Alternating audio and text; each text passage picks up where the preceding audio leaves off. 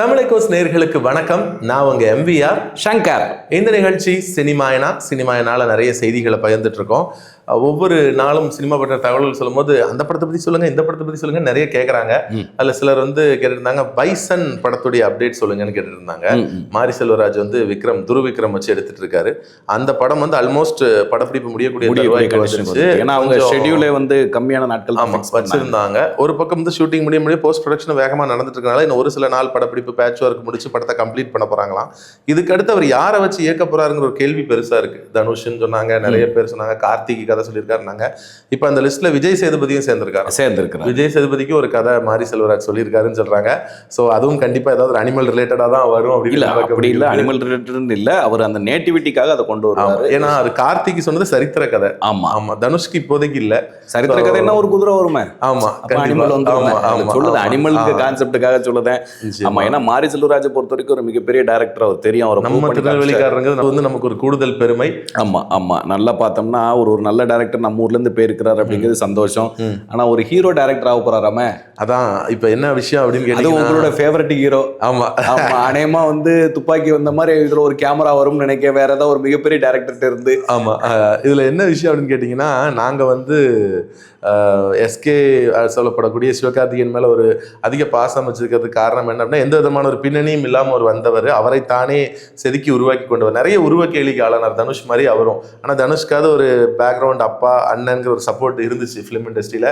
Young ஏஜ்ல கல்யாணம் பண்ணி ரஜினியோட சப்போர்ட் வந்துச்சு. ஆனா சிவகார்த்திகேயனை பொறுத்தளவுல இப்போ வரைக்குமே அவருக்கு ப்ராப்ளம் இருந்துகிட்டே தான் இருக்கு. இந்த படம் வரைக்கும் இருந்துகிட்டு தான் இருக்கும். அது ஒரு அடுத்தடுத்த கட்டங்களுக்கு போக போக பிரச்சனைகள் வரும். அவரு சொல்லிட்டாரு, உங்களுக்கு தெரியும், ரமோ ஃபங்க்ஷன்ல கூட அவர் எவ்வளவு தாங்க கொடுப்பீங்கன்னு கொதிச்சு அழலாம் செஞ்சாரு. ஆமா உண்மையால. இப்ப பாத்தீங்கன்னா 5வது வாரம் தாண்டி அமரன் படம் பயங்கர ஹிட்டா ஓடிட்டு இருக்கு. அமரன் கிளாசிக்கல். ஆமா, ஒரு இட்ஸ் a classical மூவி. உண்மை. சோ நம்ம பாதுகாப்புத்துறை அமைச்சரே கூப்பிட்டு பாராட்டு தெரிவிக்கிற அளவுக்கு நடந்திருக்கு. சென்னையில இருக்கக்கூடிய ராணுவ பயிற்சி மையத்துல கூப்பிட்டு அவருக்கு ஒரு கௌரவ விருது கொடுத்திருக்காங்க. ஸோ அந்த மாதிரி படம் ஒரு வெற்றி வசூல் எல்லாம் போயிட்டு இருக்க நேரத்தில் ஒரு பேட்டி கொடுத்துருந்தாரு ஒரு தனியார் ஊடகத்துக்கு. அப்போ பேசும்போது கேட்குறாங்க, எல்லாருக்குள்ளேயுமே டைரக்ஷன் ஆசை இருக்கு. ஹீரோஸ்ல ஜெயம் ரவி சொல்லிட்டாரு, தனுஷ் பண்ணிட்டு இருக்காரு, சிம்பு பண்ணிட்டாரு. ஸோ இந்த மாதிரி யங்ஸ்டர்ஸ்லாம் பண்ணிருக்கும் போது உங்களுக்கும் டைரக்ஷன் ஆசை இருக்கா அப்படின்னு கேட்கும்போது, டைரக்டா சொல்லுங்க, உங்களுக்கு டைரக்டர் ஆகணுங்கிற ஆசை இருக்கா இல்லையா, சுத்தி வளர்த்துலாம் சொல்லக்கூடாது கேட்டாங்க. சிவகார்த்திகேயன் என்ன சொல்லிட்டாரு, நான் சினிமாக்குள்ள வந்ததே அசிஸ்டன்ட் டைரக்டரா தான் அப்படின்னு சொல்லி. எல்லாருமே அசிஸ்டன்ட் டைரக்டர் தான் வராங்க. நல்லா பாத்தீங்கன்னா சிவகார்த்திகேயனுக்கு வில்லனாக போற ஜெயம் ரவின்னு அசிஸ்டன்ட் டைரக்டர் தான். விஜய் சேதுபதி நான் உங்களை வச்சு ஒரு படம் எடுக்கன்னு வர ஒரு டைரக்ட் பண்ணா எடுப்பேன்னு வர சொல்லியிருக்காரு. ஸோ எல்லாருமே அசிஸ்டன்ட் டைரக்டரா இருந்து வந்ததுனால தான் அவங்களோட பெர்ஃபார்மன்ஸ் ஒவ்வொரு படத்துலயும் மிக நல்லா இருக்கும். என்னமோ தெரியல. சிவகார்த்திகேயன் பாத்தீங்கன்னா வேட்டை மன்னன் சிம்பு வச்சு நெல்சன் எடுத்த முதல் படம். அந்த படம் 2-3 வருஷம் ஷூட்டிங் போய் படம் வெளி வரல. அதுலதான் அசிஸ்டன்டா ஒர்க் பண்ணிருக்காரு. அதுல அவர் கூட அசிஸ்டன்டா ஒர்க் பண்ண இன்னொரு ஆள் தான் அருண்ராஜா காமராஜ், சிவகார்த்திகேயனோட. எனக்கு ஒரு டவுட் தம்பி, சிவகார்த்திகேயனை பொறுத்த வரைக்கும் நல்ல ஒரு மிமிக்ரி ஆர்டிஸ்ட், ஒரு நடிகர் மாதிரி அப்படியே பேசிக்கலாம் பாரு.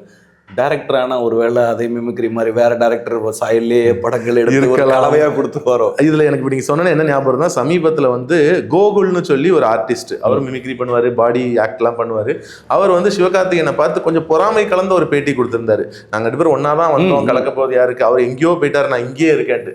அதுக்கு அந்த வீடியோல கமெண்ட்ஸ் நிறைய வந்திருந்தது. அதுல பேசுனவங்க எல்லாரும் என்ன சொன்னாங்கன்னா, நீங்க முயல் மானு ஆடுன்னு அதுலயே சுத்திட்டு இருந்தீங்க. அவர் அதை ஒரு லெவல் வச்சுட்டு அவர் அடுத்த லெவல போனாரு. அதனால அவரால் வர முடியல. அவருடைய இனிஷியேட், அவருடைய முயற்சி, அதாவது கிடைக்கிற சான்ஸை ரொம்ப கரெக்டா மேடைகளை கூட அவர் சரியா அவருக்கு தெளிவா பயன்படுத்துவார். ஏன்னா நம்ம ஏற்கனவே சொல்லியிருக்கோம் அந்த நிகழ்ச்சியிலேயே, தனுஷ் முன்னால வச்சு அந்த காதல் கொண்ட திவ்யா அந்த டைலாக் பேசும், கோபிநாத் கூட சொல்லி கொடுப்பாரு பாத்தீங்களா. கரெக்டா அந்த மாதிரி அந்த ஆம்பிள் ஆப்பர்ச்சுனிட்டியை கிடைக்கிற நேரத்துல யூஸ் பண்ணக்கூடிய ஒரு டெண்டன்சி அந்த பிரசன்ஸ் ஆஃப் மைண்ட். உண்மை அது அவர் அடுத்த கட்டத்துக்கு கொண்டு போய். ஸோ அவர் என்ன சொன்னார்னா, அசிஸ்டண்டா ஒர்க் பண்ணும் போதே எனக்கு டைரக்ஷன் மேல ஆர்வம் இருந்துச்சு. ஆனா நான் புரிஞ்சுக்கிட்ட விஷயம் என்னன்னா, அதுக்கு மிகப்பெரிய பொறுமை வேணும். அதுக்கு ஸ்கிரிப்டிங்ல இருந்து டைரக்ஷன்ல இருந்து மிகப்பெரிய பொறுமை, மிகப்பெரிய காலம் நிறைய வேணும். நான் இப்பதான் என் கரியர்ல அடுத்த லெவலுக்கு வந்துட்டு இருக்கேன். நான் நிறைய படங்கள் கமிட் ஆயிருக்கேன். ஸோ அதனால எனக்கு இப்போதைக்கு டைரக்ஷன் பண்ற ஐடியா இல்ல. ஆனா என்கிட்ட நிறைய கதை இருக்கு, நிறைய ஐடியா இருக்கு. டைரக்டர்ஸ் யாருனாலும் வாங்க, சூப்பர் ஐடியாஸ் இருக்கு. நான் கொடுக்குற ஐடியாஸை நீங்க டெவலப் பண்ணீங்கன்னா மெகா ஹிட் இதுல வடிவேலு படத்துல வரும். ஆனா வராது, டைரக்டர் ஆக மாட்டேன், ஆனா கதை இருக்கு, டைரக்ட் பண்ணுங்க. இல்ல இது ஏன் நான் சொன்னேன்னா, இது ஒரு பெரிய விஷயம். ஏன்னா இளையராஜா சமீபத்தில் ஒரு இசை நிகழ்ச்சியில பேசும்போது சொல்லியிருந்தாரு, வள்ளி படம் சூப்பர் ஸ்டார் ரஜினிகாந்த் கதை அவருடைய ஃப்ரெண்டு நடராஜ் தான் இயக்கியிருந்தாரு. ஸோ அந்த வள்ளி படத்துக்கு ரஜினி கதை எழுதும் போது ஒரு பாட்டு வந்து இளையராஜாட்ட சொல்லி அந்த பாட்டுக்கு அவர் எக்ஸ்பிளைன் பண்ணதை பார்த்தோன்னே இளையராஜா சொன்னார், உங்களுக்குள்ள இவ்வளோ பெரிய ஸ்கிரிப்ட் ரைட்டர், இவ்வளோ பெரிய டேலண்ட் இருக்கு, நீங்க வந்து பெரிய ரைட்டருங்க, நீங்க நடிகரே இல்லை ரைட்டர், பெரிய டைரக்டர் அப்படின்னு சொல்லி பாராட்டினாராம்.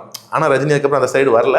ஆனா எல்லா படத்துலயும் அவருடைய பங்களிப்பு இருக்கும். ஸோ சிவகார்த்திகேயன் அந்த மாதிரி தான் அவர் ஸ்கிரிப்ட் சைடு ஒர்க் பண்ணிருக்கனால அவருடைய பங்களிப்பு இல்லை. அது வந்து அந்த ஃபீல்டுலேயே இருந்தோம்னு வைங்களேன், அது ஆட்டோமேட்டிக்காக அது வந்து இந்த ஒட்டுவாரட்டின்னு சொல்லுவாங்க நம்ம ஊரில், அந்த பழக்கம் வந்து நம்மள வந்துடும். இப்போ நானே இப்போ உங்க கூட அதிகமாக பழகிட்டு எல்லாருக்கும் வணக்கம்னு சொல்ல மாட்டேன், வணக்கம் அப்படிங்கிறது வந்துருச்சு. ஸோ அந்த ஐடியா வந்து இப்போ சிவகார்த்திகேயன் ஐடியாவை யாராவது கேட்ச் பண்ணி ஒரு நல்ல ஹிட் படம் வந்து இல்லை நிச்சயமா எதிர்பார்க்கலாம். அவர் ஒரு நடிகராகவும் பார்த்தாச்சு, ஒரு கதாசிரியராகவும் பார்ப்போம். பாருங்களேன் அடுத்தடுத்து என்னெல்லாம் வரப்போகுது அப்படிங்கிறத பார்ப்போம்.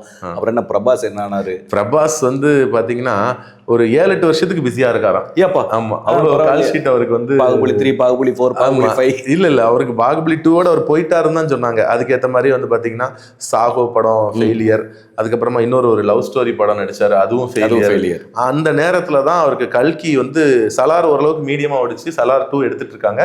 கல்கி ஒரு நல்ல ஹிட் கொடுத்து ஒரு அப்படி ஒரு ஹைப் ஏத்துச்சு. இது எல்லாமே பாத்தீங்கன்னா அவர் வந்து பெரிய பெரிய டேரக்டர் பண்ணாரு. அப்புறம் மீண்டும் தெலுங்கு சினிமாவோட கமர்ஷியல் டைரக்டர் மாருதி டைரக்ஷன்ல ராஜா சாப் அப்படின்னு சொல்லி ஒரு படம் அவர் கமிட் ஆனார். அந்த படம் அடுத்த வருஷம் ரிலீஸ் ஆகுது. ஃபர்ஸ்ட் டைமா வந்து அந்த படத்தோட டேக்லைனே வந்து பாத்தீங்கன்னா இனிமேல் ஹாரர் தான் புதிய நகைச்சுவை அப்படின்னு சொல்லி அந்த டைட்டில்ல வந்து அந்த படத்தை அதெல்லாம் எங்க ஊர்ல நிறைய நகைச்சுவை பண்ணிட்டாங்க. பட் இவங்க கொஞ்சம் டிஃப்ரெண்டா ட்ரை பண்றேன்னு சொல்லி அந்த படத்தை வந்து ஒரு பேன் இந்தியா ஃபிலிமா ட்ரை பண்ணிருக்காங்க. அந்த படத்துல ஒர்க் பண்ண மாளவிகா மோகனன், தமிழ்ல தங்கலான்ல நடிச்சாங்களே, அவங்க அந்த படத்துல ஃபர்ஸ்ட் டைமா தெலுங்குல அறிமுகம் ஆறாங்க. அவங்க என்ன சொன்னாங்க, அந்த படம் ரொம்ப நல்லா வந்திருக்கு, இன்னும் கொஞ்ச நாள் தான் ஷூட்டிங். லாரன்ஸ் சுந்தர் சிக்லாம் ஒரு டஃப் ஃபைட் ஸ்டார்ட், பெரிய டஃப் ஃபைட். ஏன்னா இந்த மாதிரி ஒரு மாஸ் ஹீரோ வந்து ஹாரர்ல நடிக்கல. சூப்பர் ஸ்டார் சந்திரமுகியில் நடிச்சாருன்னா அது வந்து ஒரு வேற ரோல். இதுல வந்து ஒரு மாஸ் ஹீரோ ஹாரர் ஃபிலிம்ல அவரே ஒரு பேய் மாதிரி நடிக்கிறதுங்கிறது இல்ல. அதாவது என்ன அப்படின்னு கேட்டீங்கன்னா, நல்லா பாத்தீங்கன்னா ஒரு காலத்துல வந்து என்ன படங்கள் வந்து ஹீரோவாவோ நல்ல பெருசா எடுபடலைன்னா ஹீரோ ஹீரோயின்ஸ் என்ன பண்ணுவாங்கன்னா அப்படியே ஒண்ணு சாமி படத்துக்கு வந்துருவாங்க, இல்ல பேய் படத்துக்கு வந்துருவாங்க. இது அந்த காலம். அதுக்கு இதுக்கு எதுவும் சம்பந்தம் இல்ல. பிரபாஸுக்கு தொடர்ச்சியா ஃபெயிலியர் ஆனதுனால அவர் பேய் படத்துக்கு வந்தாரு அப்படிங்கிறது அப்படி அந்த ஆங்கிள் நீங்க எடுத்துக்க கூடாது. எதுக்கு சொல்றோம்னா ஒரு வித்தியாசமான முயற்சிக்காக தன்னை வித்தியாசமா காட்ட வந்திருக்கிறாங்க விஷயம். உண்மை. நீங்க இதுல உள்கூத்தெல்லாம் வச்சுக்கல. சோ அந்த ராஜா சாப் படம் வந்து ஒரு மிகப்பெரிய வெற்றி அடையும்னு மாளவிகா மோகனன் வந்து ஒரு பேட்டியில சொல்லியிருக்காங்க. அடுத்து அவருக்கு கல்கி பகத்தோட 2ஆம் பாகமும் அடுத்த வருஷம் ரிலீஸ் ஆகிருக்கு. சலார் படத்தோட 2ஆம் பாகம். 3 படம் அடுத்த வருஷம் அவருக்கு ரிலீஸ் ஆகிருக்கு. அதுக்கு அடுத்து வந்து பாத்தீங்கன்னா ஸ்பிரிட்னு ஒரு படம். அது வந்து யாருன்னா சந்தீப் ரெட்டி வங்கான்னு சொல்லி அனிமல் படம் எடுத்தவர், அர்ஜுன் ரெட்டி எடுத்தவர். அவருடைய டைரக்ஷன் வந்து ஸ்பிரிட்னு ஒரு படம் நடிச்சிட்டு இருக்காரு. அது ஒரு வேற லெவல் படமா இருக்கும் அப்படின்னு சொல்லி சொல்றாங்க. ஸோ ரைட் நடக்கட்டும், நல்லபடியா அவரும் வரட்டும். பிரபாஸ் வந்து ஹாரர் மூவிஸ்ல நடிச்சு பழையபடி ஹீரோவா வரட்டும். அதெல்லாம் எப்படியோ அது நடந்துதான் தீரும். பாலிவுட்ல என்ன ஒரு யங் ஆக்டர் வந்து ஏதோ நான் இந்தியா விட்டு போறேங்கிற மாதிரி டைலாக் மாதிரி ஏதோ சொல்லிட்டாரா, விக்ராந்த் மாசேன்னு சொல்லிட்டு 12th ஃபெயில் அந்த படத்துல ஹீரோவா நடிச்சாரு. சமீபத்துல கூட அந்த நொய்டால நடந்த அந்த சம்பவம், ஒரு குழந்தைங்களெல்லாம் நிறைய கொன்ன ஒரு நபருடைய வாழ்க்கை வரலாறு அவர் நடிச்சிருந்தார். அந்த படத்துல கூட அப்படியே ஒரு சைக்கோ மாதிரி நடிச்சிருக்காரு. நிறைய விமர்சனங்கள்லாம் வந்துச்சு. அவர் கடந்த 2 வருஷம் நடிச்ச படங்கள் எல்லாமே ஹிட், தத்ரூபமா நடிச்சிருந்தார் அவரு. ஸோ அவர் இந்த நடிச்சு நிறைய வெற்றிகளை பார்த்துட்டேன், எனக்கு போதும், இனிமேல் நான் என் குடும்பத்தோட ஸ்பெண்ட் பண்ண போறேன், என் ஃபேமிலிக்காக நான் நேரம் செலவு செய்ய போறேங்கிற மாதிரி ஒரு விஷயத்தை சொல்லியிருக்காரு. இது சினிமா பொறுத்தல புதுசு. இருக்கிற வரைக்கும் நடிச்சிட்டே இருப்பாங்க, மார்க்கெட் போற வரைக்கும் நடிச்சிட்டே இருப்பாங்க, மார்க்கெட் போனதுக்கு அப்புறம் டிவிக்கு வருவாங்க, அதுக்கப்புறம் வேற அதுக்கு முன்னால பேய் படத்துக்கு வருவாங்க, சாமி படத்துக்கு வருவாங்க, அப்புறம் தான் டிவிக்கு வருவாங்க. ஆனா இவர் வந்து ஒரு நல்ல பீக்ல இருக்கும் போதே நான் வந்து சினிமா விட்டு போறேன், விஜய் மாதிரி அரசியலுக்கும் போல இப்படி ஒரு முடிவு எடுத்திருக்கிறாரு. சோ இது வந்து எப்படி ஏன் அப்படிங்கிறது. அப்ப விஜய் அரசியலுக்கு வந்துட்டாரு அப்படிங்கறதுல சினிமா விட்டு போயிருவார் அப்படிங்கறது நீங்க கன்ஃபார்ம்டா சொல்லுங்க. இல்ல அது வந்து இப்போதைய முடிவு தான், அன்னைக்கே சொல்லிட்டேன். ஸோ 26 எலெக்ஷனுக்கு அப்புறம் அவர் மறுபடியும் சினிமாவுக்கு வருவாரு. யாரு கண்டா ஒரு வேளை அது எந்த நேரம் முடிவு பண்ணட்டும். ஆமா, இப்பவுமே நம்ம அதை பத்தி எதுவும் சொல்லிக்கிட வேண்டாம், தெரியாம இருந்துட்டு போயிரும், நல்லது. ஆனா எதுக்கு கேட்டேன்னா அவரு சினிமா டாடா குட் பைன்னு சொன்னாலும் சினிமாவோட உள்ள இழுக்குதா? உண்மை.